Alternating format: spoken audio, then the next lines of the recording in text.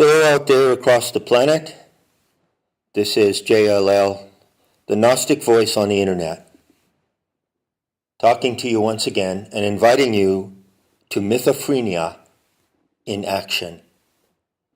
That's the generic name or comprehensive title I'm using for the talks that I'll be uploading on the internet following the completion of the Gnostic investigation of the Mandela effect just last month.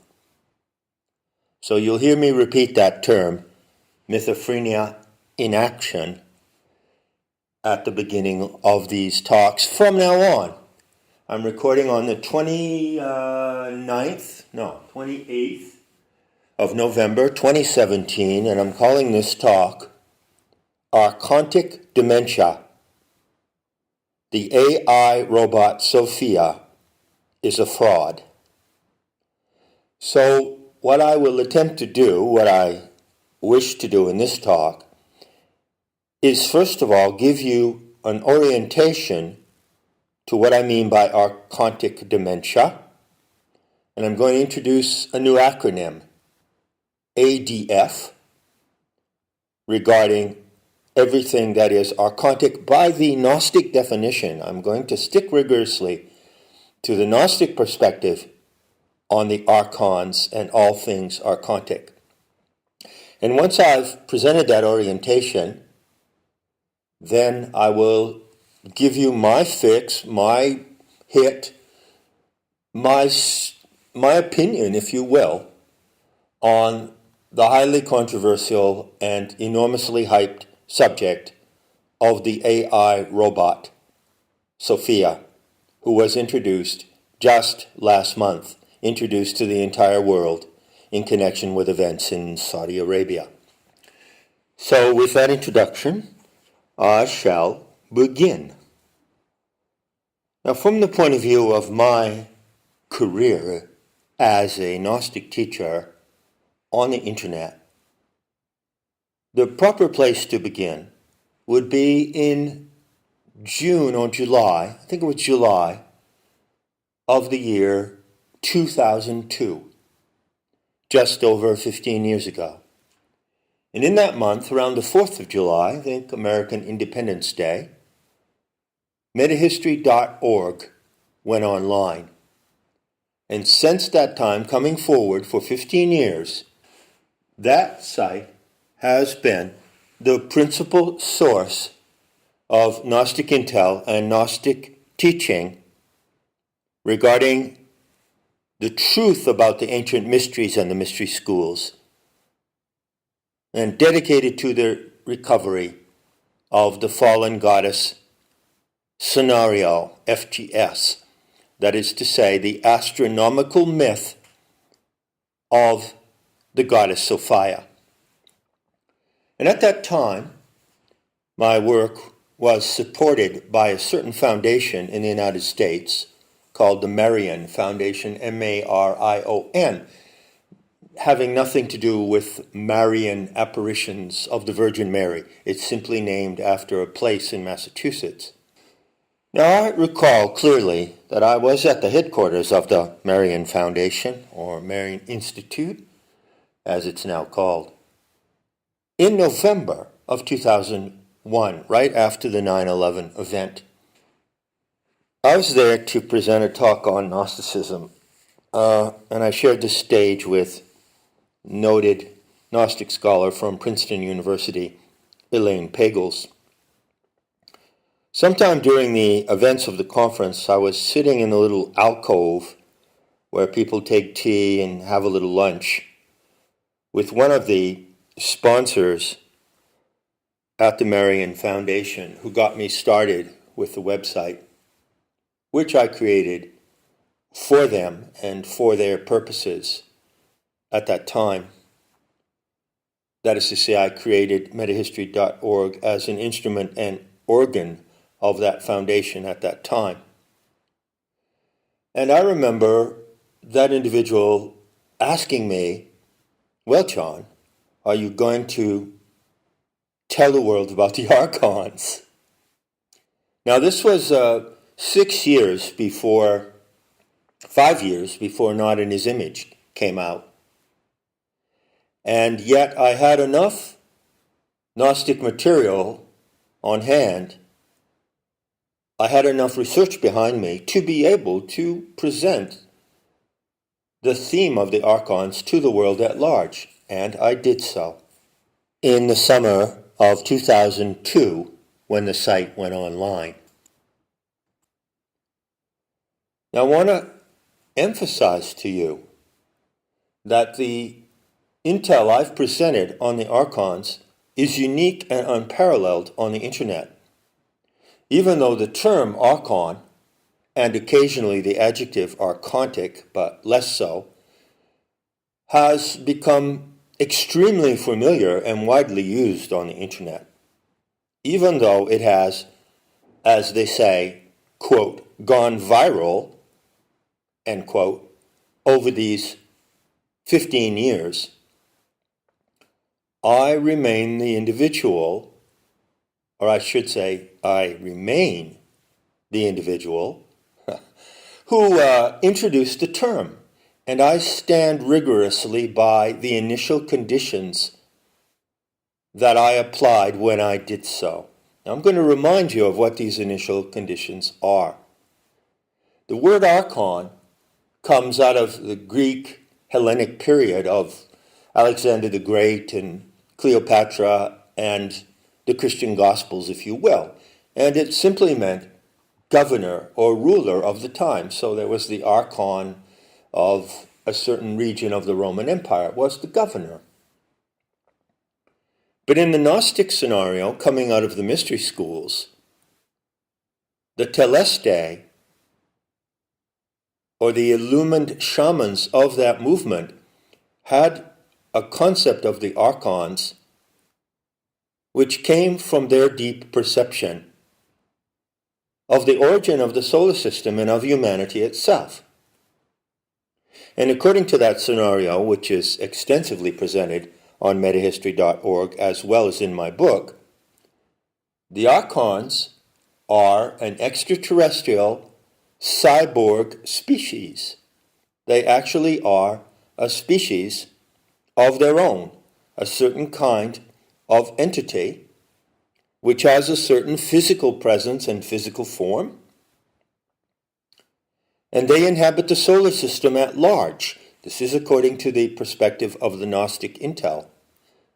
They do not inhabit the earth, and they cannot inhabit the earth. They cannot, due to the fact that the conditions of the biosphere and the high presence of oxygen and other factors are inimical to their own makeup, which is basically a silica and mercury organism, an insect-like or locust-like organism. Now, the Archons can shapeshift, and they can take various forms in their own world.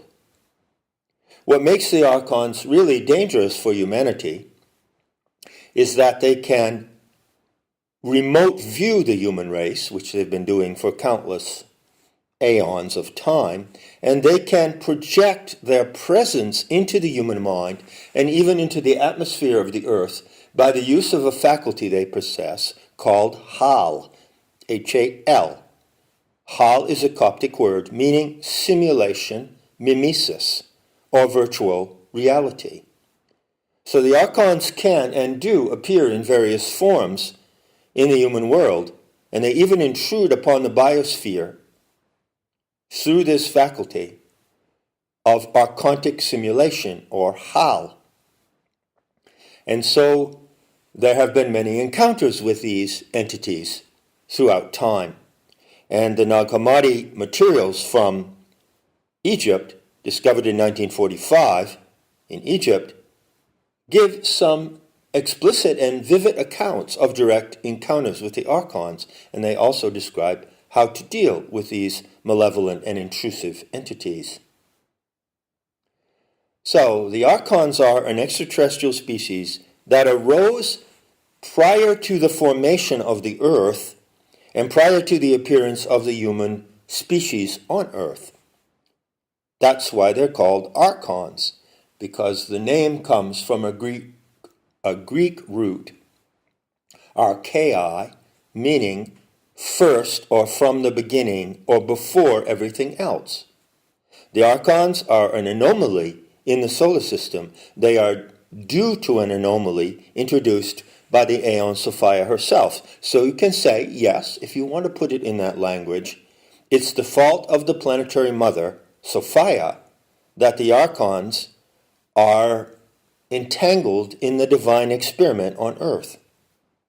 And facing the archons as such as they are, a predatory extraterrestrial species, is one of the great challenges of this experiment. Now, archontic is an adjective that can be applied to everything that derives from the archons. Archon and archontic. You now have the Gnostic background. You have the rigorous Gnostic intel. When I speak about the archons, I stay faithful to this intel, and I follow the narrative. I follow the Sophianic vision story, because that story is the necessary narrative frame for you to work in your imagination with this intel. If you do not work within that frame with this intel, you will not be able to handle the intel correctly. So many people talking about the archons today do not handle the material correctly, and they speculate and they extrapolate upon the concept of archon, which the Gnostic teacher introduced into conventional discourse 15 years ago. So you can listen to them if you like. But I warn you that when you listen to other people talk about the archons, if they are not doing so in the framework of the Gnostic narrative of Sophia, then they are bound to speak incorrectly and bound to fabulate, to indulge in make-believe, in fantasy, and to present you with misleading information. Clear enough? Now, the subject of the archons, which scholars like Elaine Pagels tend to downplay or avoid entirely, for instance, in her book, The Gnostic Gospels, which broke the Nag Hammadi material out into the world at large, introduced it to the mainstream. In that book, The Gnostic Gospels, which is wrongly titled, you will find in the index no reference to the archons. Nevertheless, the material concerning the archons constitutes at least 1/5, and probably a little bit more, of the total amount of material in the Nag Hammadi writings and related writings about the Gnostics, as for instance found in the polemics of the Church Fathers. So the archons are a big deal, and the subject is one of continual and ongoing interest and excitement and challenge among those of you out there who, like myself, live in the Sophianic narrative. That is the myth by which we live. It is the myth to guide the species. Now, I'm not going to elaborate on all the ways in which the archons operate, but let me give you a quick summary and bring the description down to the subject of IT and AI, robotics, the fembot Sophia, and all that jazz. Primarily, the archons operate upon the human mind. Well, for one thing, they do a lot of remote viewing. Whole teams of them stare at the back of your head. And they remote view, and they try to capture the human animal in various ways. I've explained this in talks I gave, I think, in the year 2000. By remote viewing, they try to capture the limbic system of the human animal. They transmit shortwave frequencies similar to those that come out of the towers that carry telecommunication signals for iPhones and other technology. The Archons are not alive. They do not breathe, for instance. An archontic entity does not breathe. It operates on an electrical field grounded in a mercury base and sealed in a number of silicon formats, which are equivalent to the Intel chips of a computer. I'm talking now principally about the embryonic form of the Archons, described in the Gnostic texts as resembling the aborted fetus, the aborted fetus, huhe in Coptic. The aborted fetus really means the premature fetus. Why did the Gnostics choose this bizarre image of a prematurely born fetus to describe the Whitley Schreiber form of the Archons?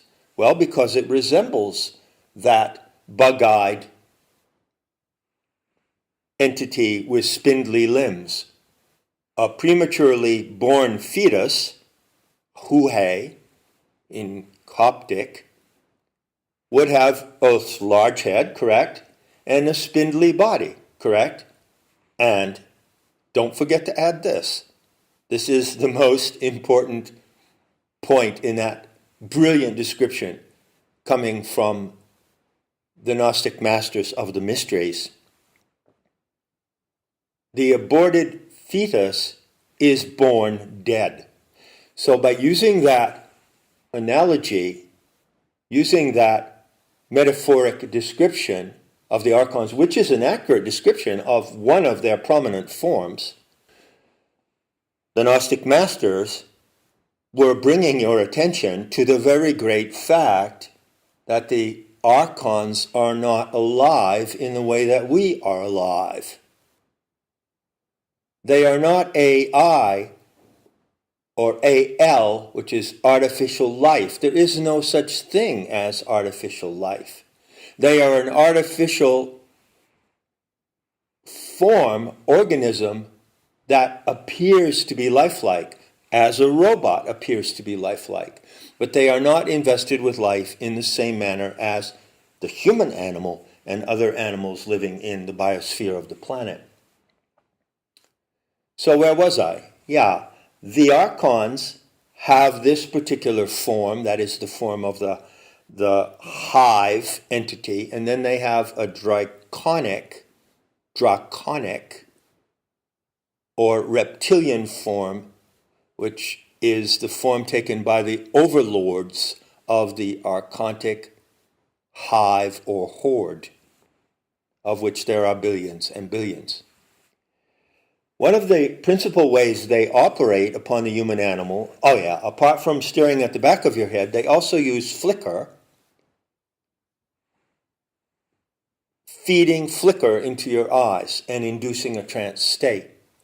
So as I said once, they get you coming and going. If they can't get you from behind the head, which produces depression and confusion in the human animal when they manage to penetrate into the limbic system, then they'll put you in an archontic trance through the use of flicker.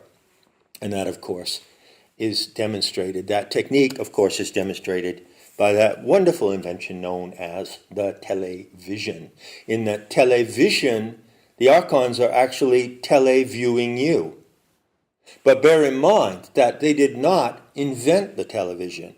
Human beings invented the television. It just happens to be a device that is extremely compatible to the Archons and assists them in their attempted takeover of our species. Now, I'll return to this point several times in this talk. The difference between IT, informational technology, and AI, artificial intelligence, which are products of human invention, and the ET mind itself, which is extra-human, non-human. They're not the same, but at a certain point, they interface. One of the main ways that the Archons have intruded upon our species is through channeling. And they have introduced into the mind of the human species certain concepts of religious ideology which are very destructive to our way of life. Primarily the ideology of the master race and of racial supremacy, the ideology of salvation, the ideology of an apocalyptic annihilation of the human species. All these religious ideologies prominent in the Abrahamic religions, Judaism, Christianity, and Islam, come from the archons. They have been suggested into the human mind by the archons. And in fact, back in the days of certain theocrats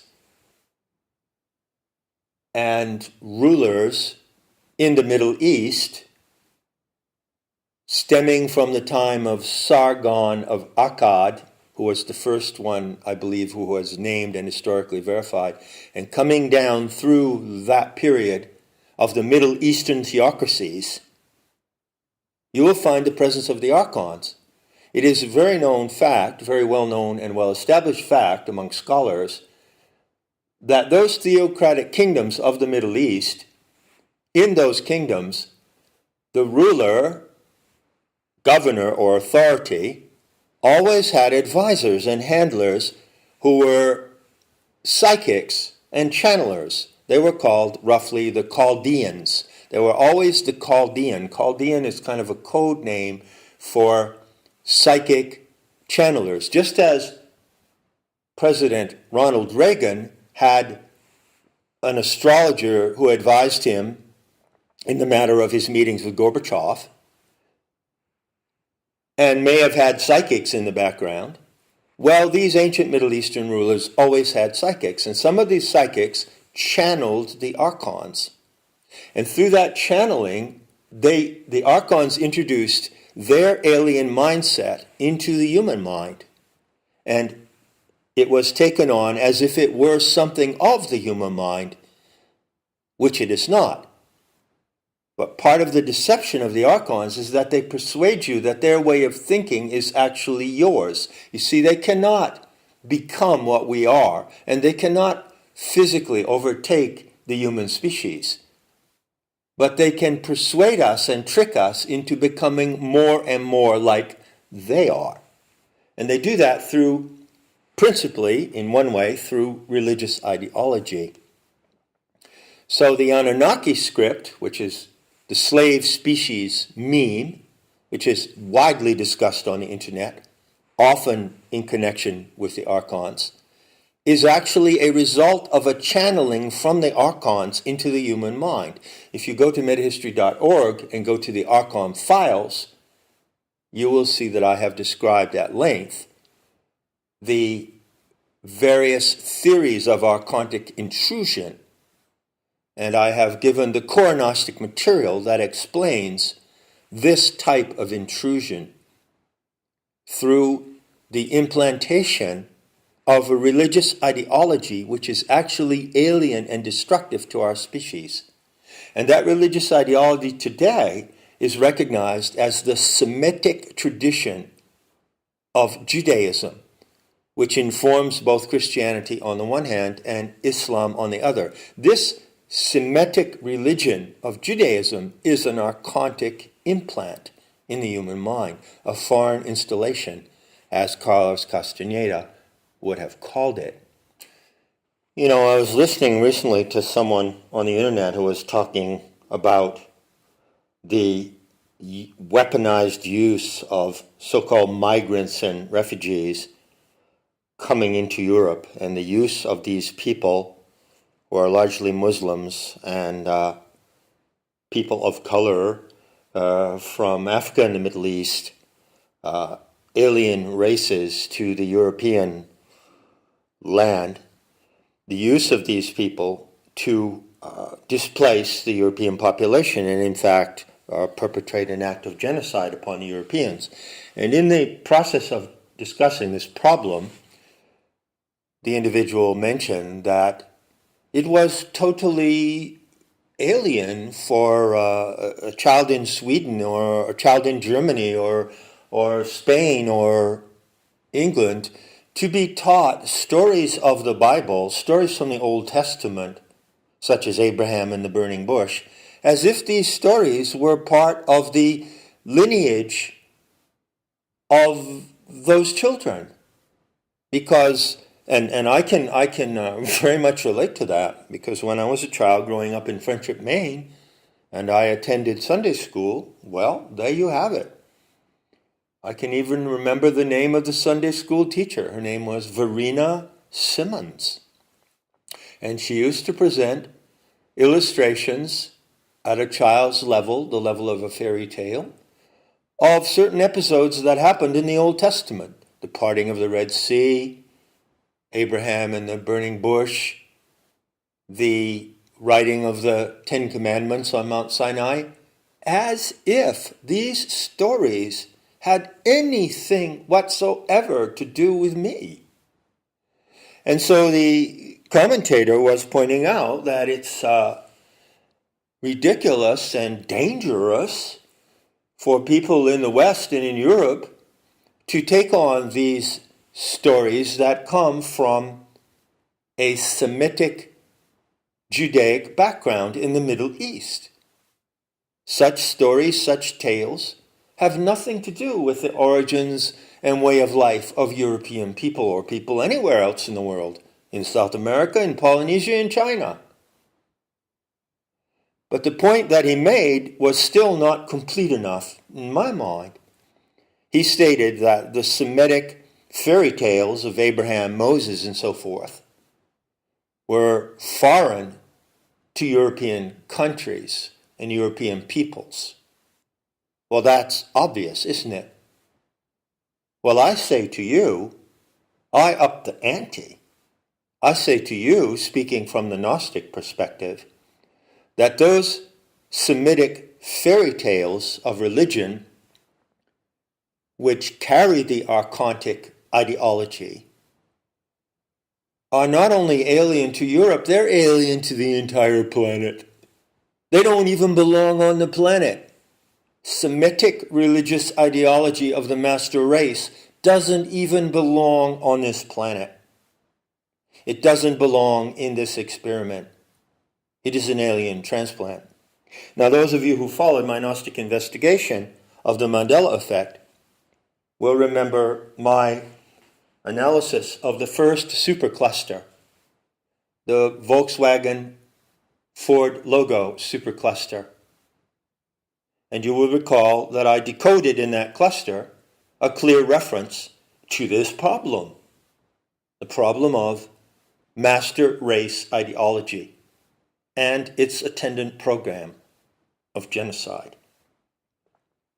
So you can see that some of the themes and topics I'm developing here in the first talk in Mythophrenia in Action echo and repeat the material of that investigation. So moving ahead, because I'm still in the orientation to this talk, how else do the Archons intrude upon the human animal? Well, through HAL, which you can translate as virtual reality. You know, when people encounter these ETs, when they have an ET abduction experience, that is due to the projection of virtual reality into the human mind. They do actually experience them, but in the manner of someone who would, say, wear one of those helmets that are now available, supposedly. You can put on a helmet and you can stand in a booth with skis on and ski gear, and you can appear to yourself through the virtual reality technology that is operating through this casket, this helmet that you're wearing. You can appear to be skiing on Mont Blanc. That's virtual reality. Well, the Archons use that to perform these abductions to the extent that ET abductions are genuine, and some of them are. Some of them are not at all done by the ETs. So, they use virtual reality, they use a massive assault of short wave radiation pulses to attack the human creature. This is a fact. It's also a very great fact, and I'm happy to announce this to you, that since September of 2014, the human species has been shielded from these microwave assaults by the Archons coming from outside the solar system. There is still a problem with the microwave technology on Earth, a great problem with that microwave technology. But as regards the massive waves and blasts, the continual blast of shortwave radiation proceeding from the Archons in the external solar system toward the Earth, that's over. That's finished. The Aeonic Mother herself established a shield in September and October of 2014, and you can go and read about that shield. Scientists actually detected it, and they were extremely baffled as to how it could have suddenly appeared as if overnight. And due to that shield being erected around the Earth, humanity at large is now protected from the ongoing onslaught of the Archons. But there is still a problem of dealing with the Archontic factor in our midst. The Archontic factor that human beings have incorporated and internalized in themselves is still a great problem. And that leads to the subject of Archontic Dementia. Finally, passing on to the third aspect, I'm outlining 4 aspects here of Archontic intrusion. The third aspect actually involves a virus or viral infection. I've pointed out many times in my talks and writings, and I repeat this again as a matter of imperative importance to those of you who want to get this story straight.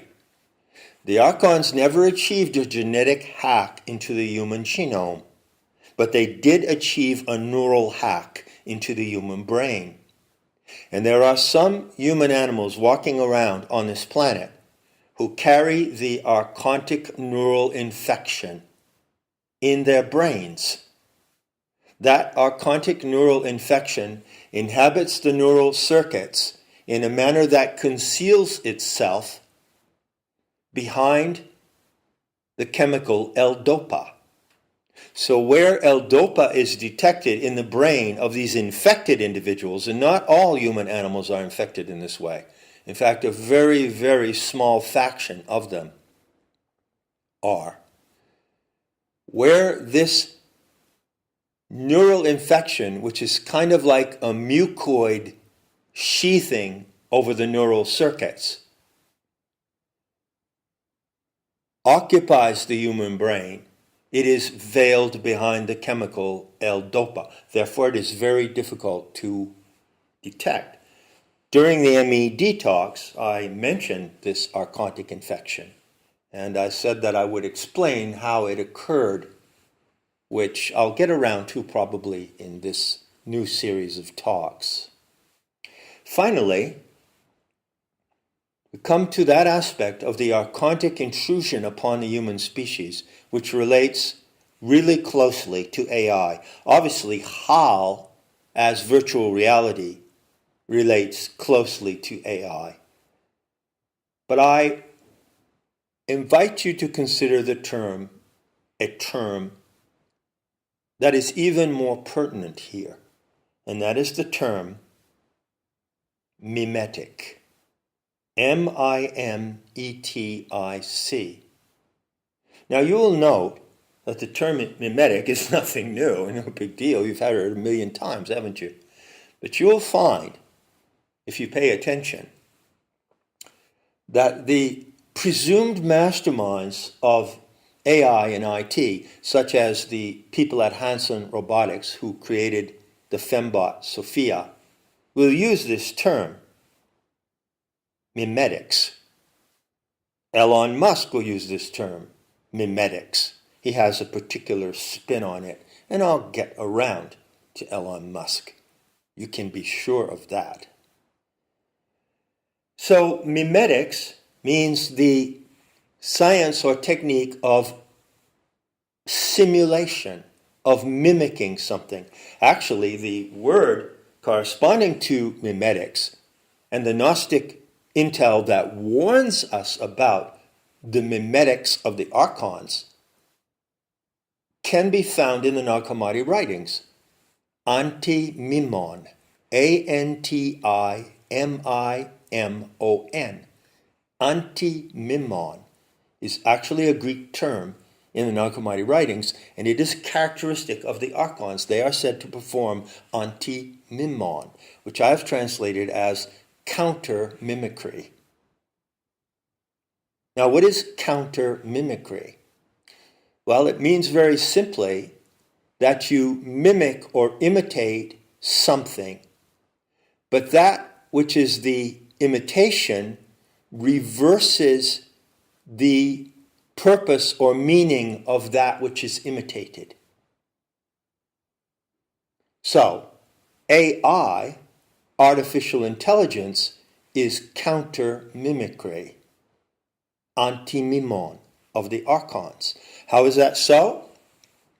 Because artificial intelligence mimics or replicates living intelligence, but then it turns around and counteracts living intelligence by representing living intelligence as if it were not alive.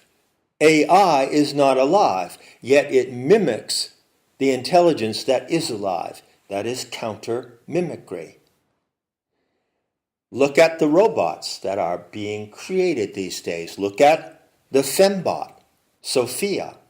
She is the vivid representation of counter-mimicry. All of her circuits, all of her programs have been created by mimesis, applied in a technological manner. I'm not making that claim. The people who created and handle her are making that claim. So she mimics or imitates a living human being. It, the fembot. But the fembot, it, is not alive. That is counter-mimicry. Counter-mimicry is one of the fourth signature in my little inventory here of the archons. So with that note, at the 37-minute mark, I think I can say that my orientation is complete, and I can go directly to the topic of this invention coming from the company Hanson Robotics, the AI robot Sophia. My purpose in this talk, in the remaining half an hour, is not to convince you of anything. I'm not just going to shove my opinion in your face and expect you to believe it. But I warn you that what I'm telling you is more than just an opinion. My intention is to give you the basis to realize with confidence, with the confidence of your own mind, that the AI robot Sophia is a complete fraud. And it's my intention that you would see through this fraud and not be duped. So I have a strong personal motive here for my friends and allies out there across the planet, those who still care and dare to listen. And that personal motive is, I want you to sober up and wise up and recognize the fraud that is presented to you when it is right before your eyes. Now let me give you a short personal anecdote. I think I was about 10 or 11 years old when we got our first television in Friendship, Maine. It was a really big deal. There were 3 channels, 3 networks. And it was a black and white TV. I can picture it very well. So there I am, 10, 11-year-old child in the mid-1950s, watching television. And what were the programs? What were the first programs that I saw? Well, one of them was I Love Lucy. And of course, how wonderful it is that the I Love Lucy theme shows up in the encoded material in the Mandela effect. Linking, of course, and interlocking with Peanuts and Lucy Van Pelt and Linus Van Pelt in the cartoon series. Now, additionally, there was another program that came on a little bit later, The Twilight Zone, and how many of the themes and stories and plots of The Twilight Zone, coming from Rod Serling, have been realized since that time. So there was I Love Lucy, Twilight Zone, and one of the other earliest memories I have of watching television was seeing a comedian named Edgar Bergen. And he was a man from a Swedish ancestry, actually, therefore a Euro-American, a Swedish child of Swedish immigrants in the United States. And he was known for his act with a dummy named Charlie McCarthy. So technically what Edgar Bergen did was to perform ventriloquism, which means speaking from the chest or speaking from the throat without moving the mouth. So he held on his lap the dummy, Charlie McCarthy, and he conversed with the dummy. So Edgar Bergen, the man, spoke, and then Charlie McCarthy responded, and Edgar Bergen controlled the head movements and the mouth movements of the dummy with his right hand, and he projected his voice into the dummy, so it appeared as if Charlie McCarthy was speaking. When you looked at Edgar Bergen, you couldn't see his lips move because that is the gift of ventriloquism, to speak without moving your lips and without revealing that you are speaking. But obviously, anyone who, observed this, anyone who sits down and watches this act is going to know that the ventriloquist, Edgar Bergen, is speaking the words of the dummy, Charlie McCarthy. Now, I have never seen a live act of ventriloquism, but I was certainly impressed and amused by this early instance that I saw on television. Now, just imagine any one of you sitting in an auditorium, in a theater, watching on stage the act of a ventriloquist. This could be an extremely accomplished ventriloquist.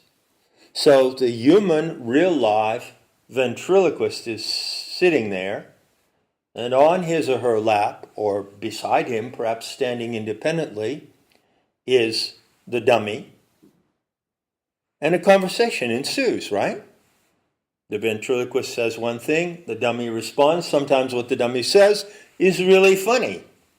Wow, the dummy's cracking jokes. The dummy has a great sense of humor. It winks and it moves its head in an animated and amusing way, and all that, and so on and so forth. But just hold on a minute here. What kind of creature are you? I'm asking you.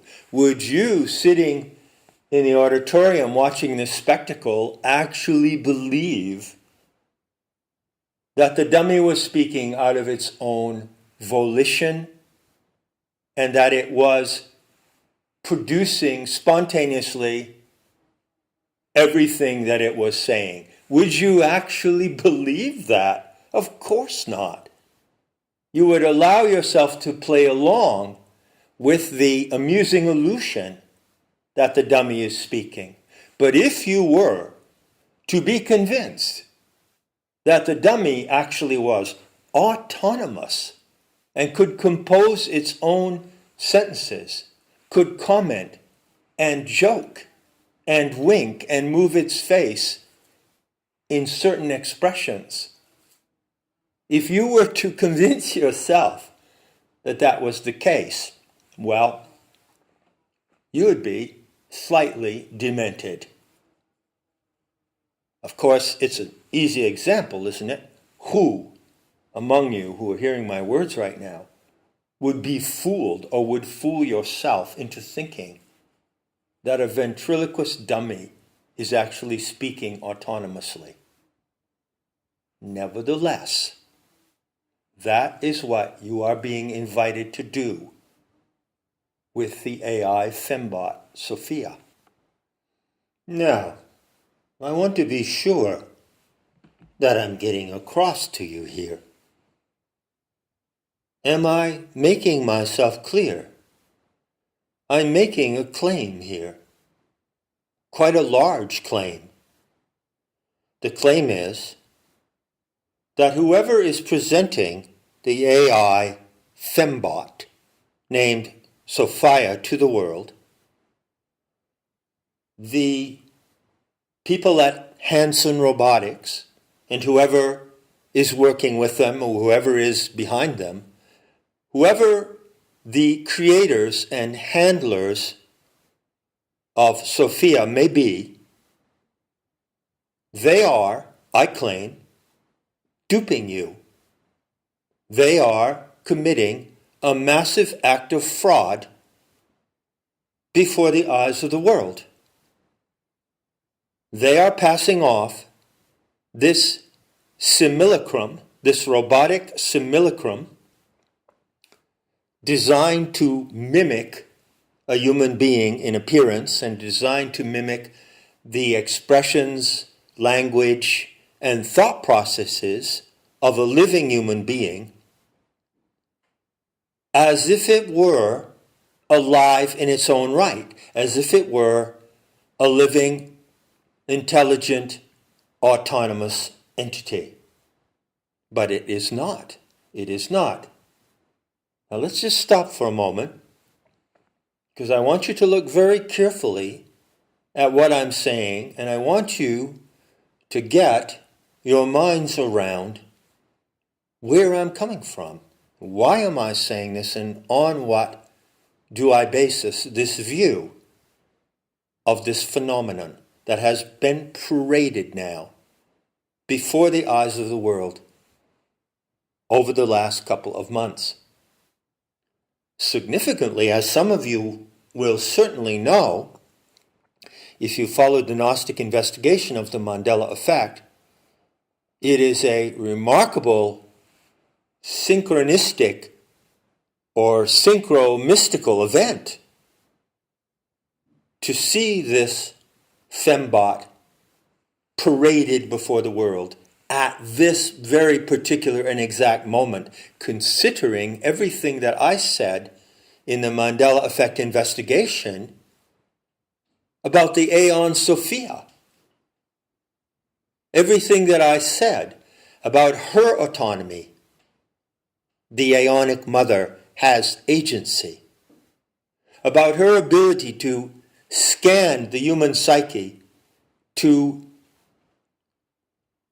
have an impact upon human memory circuits, to penetrate into the subconscious, and also to penetrate through the CERN membrane into the first attention of the human animal. Her ability to hack the internet and to manipulate content on the internet.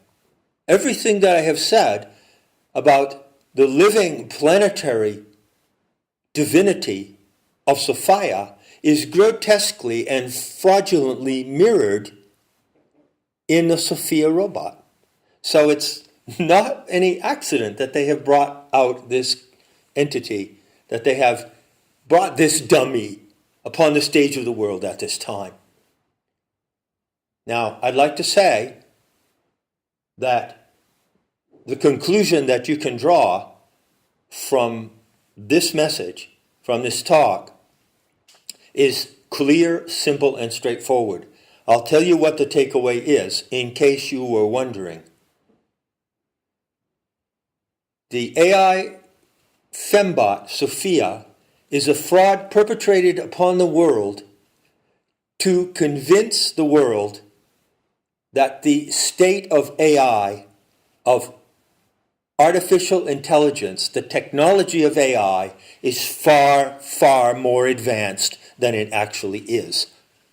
And far more advanced, actually, than it ever can be. It can never be as far advanced as those who put Sophia before the eyes of the world would like the world to believe. So there is an intention, there is an agenda that comes with Sophia. Oh, you bet there is. And there are several aspects to that agenda.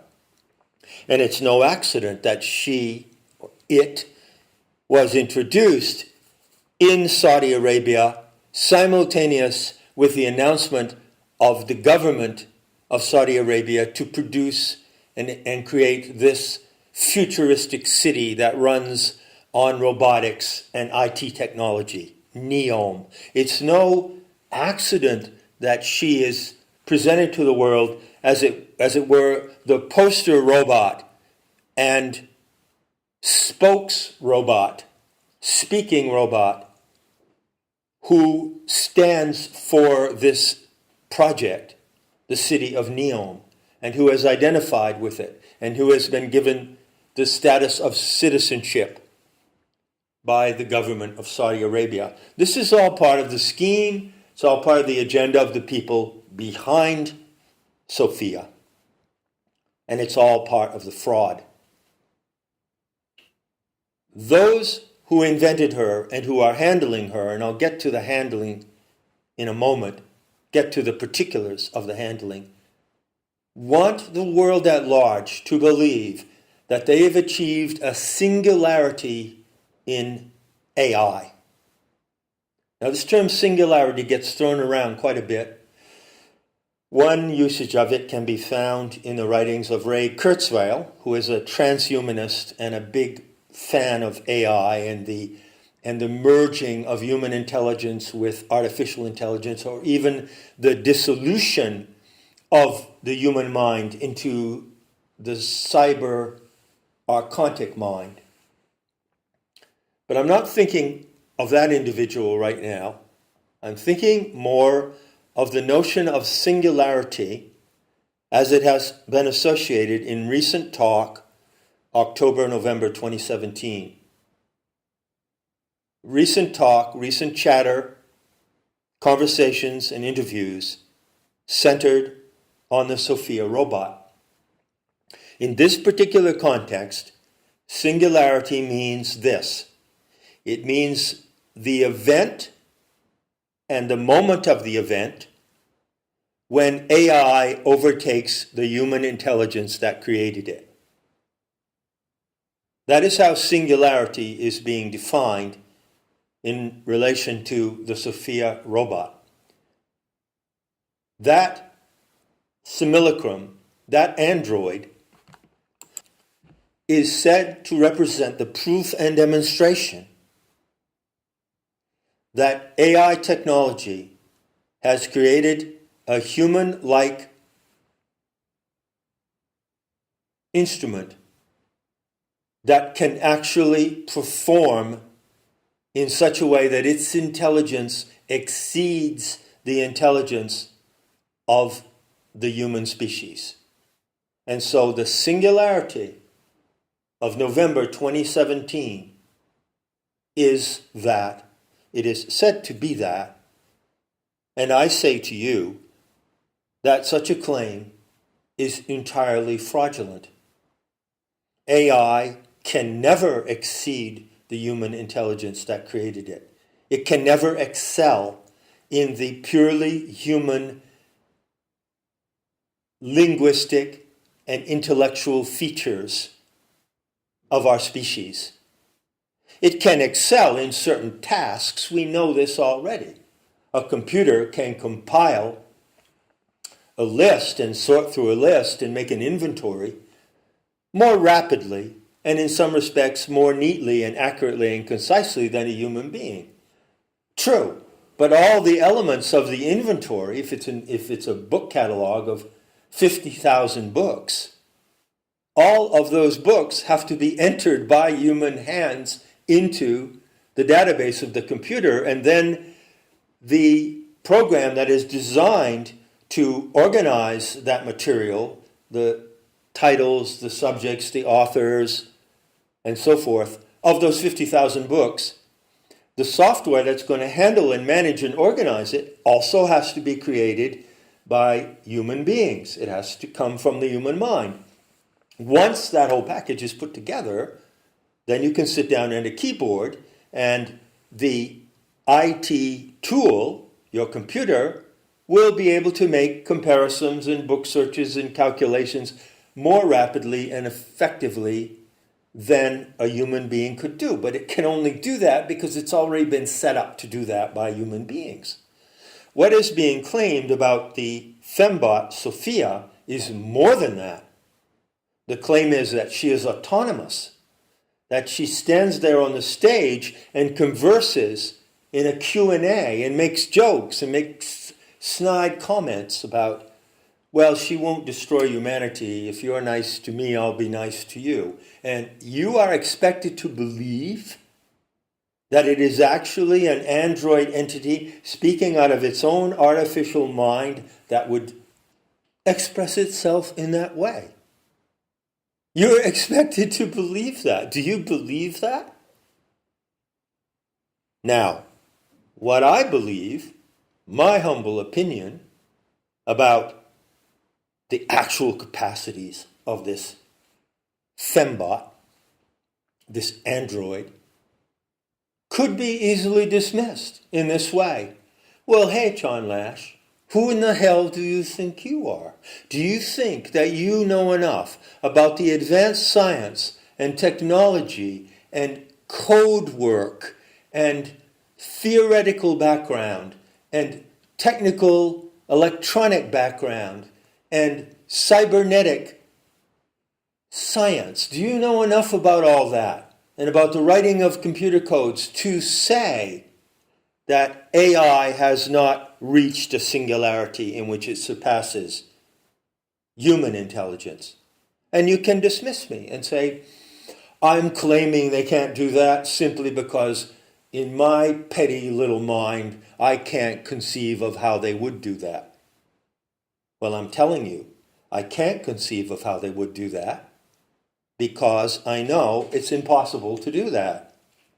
It is impossible for an archontic entity created by human beings to surpass the human intelligence that created it. But that's the claim that is attached to Sophia.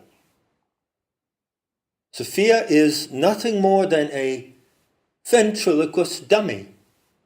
Now, a ventriloquist dummy has to have a ventriloquist. Does she have a ventriloquist like Charlie McCarthy, the dummy, had the ventriloquist Edgar Bergen? Okay? Well, yeah, it's a handler. She has a handler. So when she's on stage speaking, the words that she speaks are not being spoken by the android that you see. They're being spoken by someone behind the screen, someone you can't see, speaking with a human voice, transmitting the sentences that he or she pronounces through a wireless device into a receiver that is so arranged that the language spoken by the human handler appears to come out of the mouth of the AI Sophia robot. The other aspect of the setup of this robot is the expressions on the face. There is some expression on the face, a kind of smile, kind of movements of the head, kind of movements of the eyes that go along with the vocal and verbal expressions coming from the fembot. Well, what about those expressions of the android, of the archontic simulacrum? What about them? Well, There is a kind of technology, and I don't know what it's called. I don't know the technical term for it, but it's a mimetic technology that's well known and has existed for many years. You might have heard about this technology, and it works like this. You have a human subject. You have, say, a man sitting in a booth, and the booth is equipped with sensors that biometrically scan and map his face. And then over here on the side, you have a computer screen, and there is software that creates on the computer screen an avataric or cybernetic double of the man in the booth.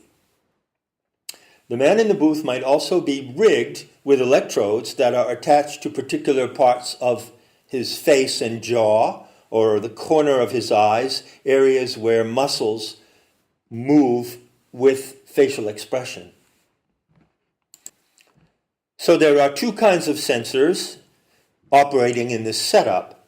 The sensors that scan his face biometrically, recording every detail and reproducing it in the Archontic avatar on the computer screen.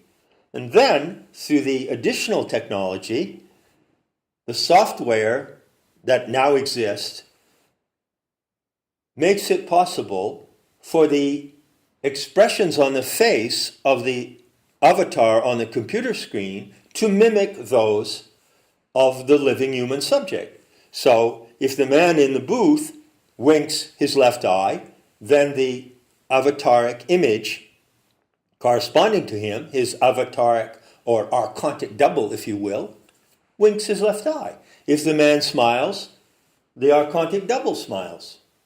So that kind of technology is well known. As a matter of fact, I remember back in the fall of 2016, someone made a claim on the internet that an interview supposed to be taking place with Julian Assange wasn't really an interview with Assange. It was an interview with a sort of three-dimensional CGI replica of Assange.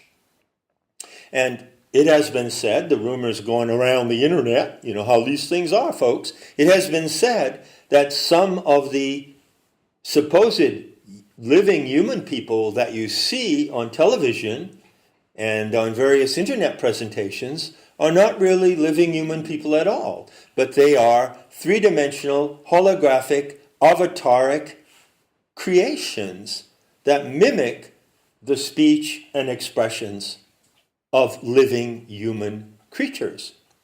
So this technology is no surprise. It exists. It's been proven that it exists. Now apply this technology to the fembot Sophia. There is a handler. There is someone sitting in a booth who feeds her the answers to questions given to her, which are also pre-scripted. Someone who feeds her her supposedly original lines and statements that she makes. Someone who feeds her the jokes, who actually says the jokes, which are then broadcast through a microphone, wirelessly controlled microphone, so that it appears as if the android was telling the joke. And additionally, the handler is wired up in correspondence with the facial expressions of the robot. So when the handler smiles or nods, the robot immediately smiles and nods. The AI fembot Sophia is nothing but a dummy, no better than Charlie McCarthy, no better than a Muppet. In fact, I prefer the Muppets. That's all she is. It's an enormous fraud. All right? Suppose it isn't an enormous fraud. Suppose that I am mistaken. Suppose that I just don't believe that AI could be so advanced. And it's just my ignorance and my refusal to give AI its credit that accounts for me taking this position. Suppose, suppose, suppose. Well, I can see the reasonableness of that objection. Now listen to where I go with that. I have two things to say. First thing is, I know that if I was put on the stage, or anybody else was put on the stage with Sophia, posing to that entity, that android, certain questions, that it would be immediately obvious that it cannot answer those questions and that it cannot respond in an intelligent way. Immediately obvious. You can bet that Sophia's making the rounds, isn't she? You see her talking to various people, don't you? You can bet that those interviews, just like all the other bullshit in the mainstream media, are totally controlled and prescripted. Everything that is going to be said to her, every question going to be put to her, is prescripted, and all of her answers, all of her dialogue is prescripted and read from the script by her handler. Period. And if that is not true, then they can prove it by putting her up on the stage with someone who has questions of which her handlers have no foreknowledge. And it goes further than that. It gets better. Have you ever heard of the Turing test? Turing. It's named after a British mathematician and codebreaker and one of the theoreticians and pioneers of IT named Alan Turing. And the Turing test is a test to which an android such as Sophia is subjected or can be subjected for the purpose of seeing what its true capacities are. In fact, the Turing test proposed by Alan Turing is a straightforward way to determine if an android robot such as Sophia has capacities which are sufficiently human-like that it could pass for human. In other words, the Turing test is designed to show if the human simulacrum, the substitute, the archontic duplicate of the human, could actually pass for human, if it could pass that test. Now, everybody in the realm of IT knows what the Turing test is. It's kindergarten material. All of these great masterminds, the people behind Hanson Robotics, Elon Musk, I'll get to you, all these other people who are involved in this big fraud, in this big event of Archontic Dementia, AD. All of them know what the Turing test is. So why don't they offer to demonstrate what they claim Sophia to be by putting her through the Turing test before the eyes of the entire world? In fact, I challenge them to do that. I call upon them to do that. I dare them to conduct a Turing test with the fembot Sophia before the eyes of the world, on a stage, filmed and recorded by objective parties. Now that Turing test would operate like this, because this is how a Turing test is set up. There is the android or archontic entity said to be able to imitate human behavior and thought and speech to the point where it is indistinguishable from a living human creature. And then there is a human creature. So the test would involve putting Sophia on the stage with a human woman and putting them both behind screens. Then in front of those two screens sits the moderator. And this is the individual who puts questions to both of the entities behind the screens. You see how it works? And the moderator discourses and dialogues, has a back and forth with figure A behind one screen, figure B behind the other screen. One of those figures, A or B, is an android. The other is a real living being. The moderator asks questions, prompts the two subjects to speak on certain matters, and the object of the Turing test is for the moderator to observe the responses and to determine if the archontic entity can be detected and distinguished from the human entity. Let's call them subjects. The archontic subject, the human subject of the experiment. If the archontic subject cannot be distinguished from the human subject, then the android passes the Turing test. If not, the android fails. I challenge every mastermind on this planet who is involved in this enormous fraud to conduct the Turing test with the android fembot, Sophia. And I insist on certain conditions of this test, one of which I will state now. The test must be conducted with Sophia in a Faraday cage.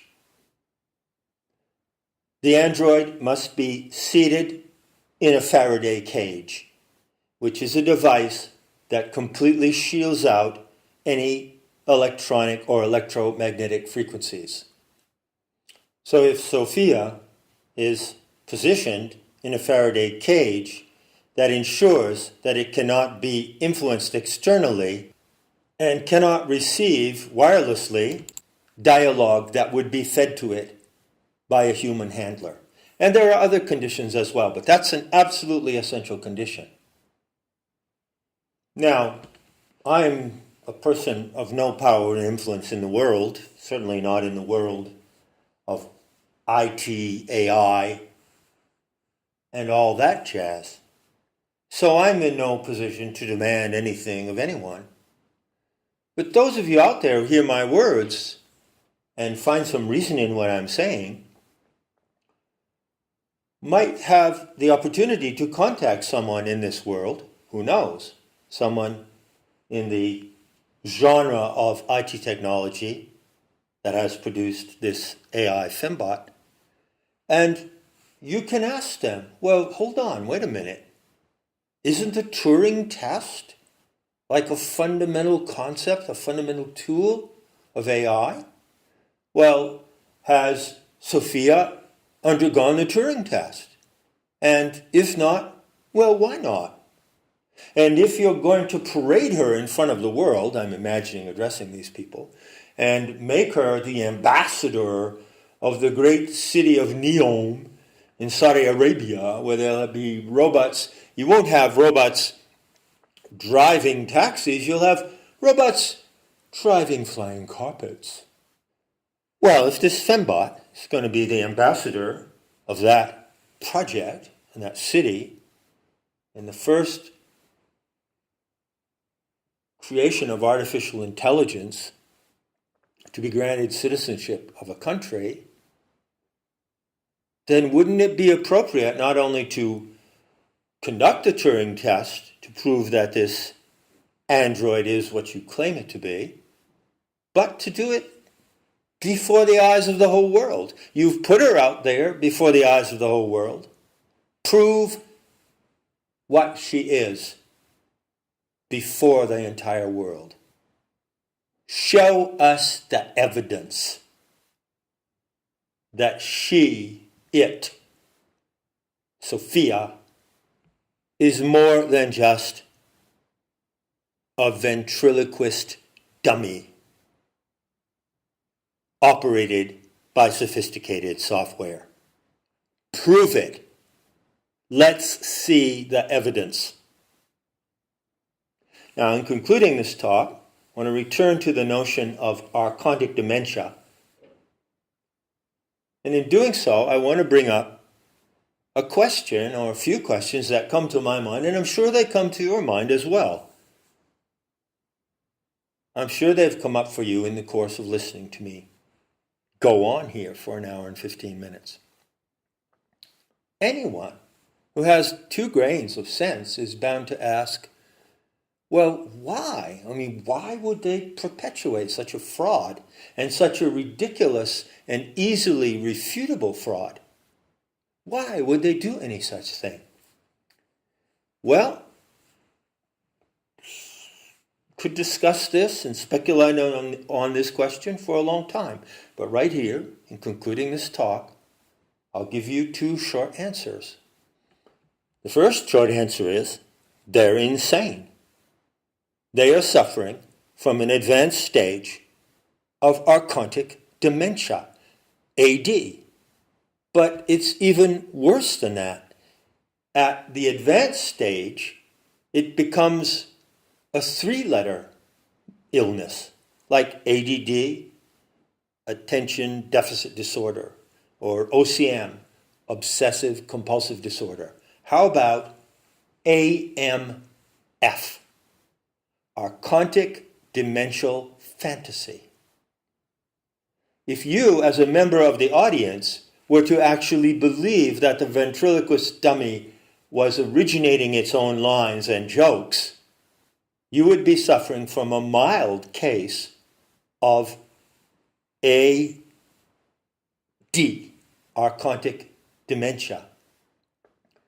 But those who are foisting the fraud of Sophia upon the world are at an extremely advanced stage where the archontic dementia becomes a fantasy state. Therefore, ADF, Archontic Demential Fantasy. This android is a product of that fantasy, and those who produce it in some manner believe it to be what it is. Or they may not believe it, but they may believe that they can get others to believe it, which is another aspect of dementia. So the short answer is that they're insane and they're suffering from ADF, Archontic Demential Fantasy. That's the first short answer.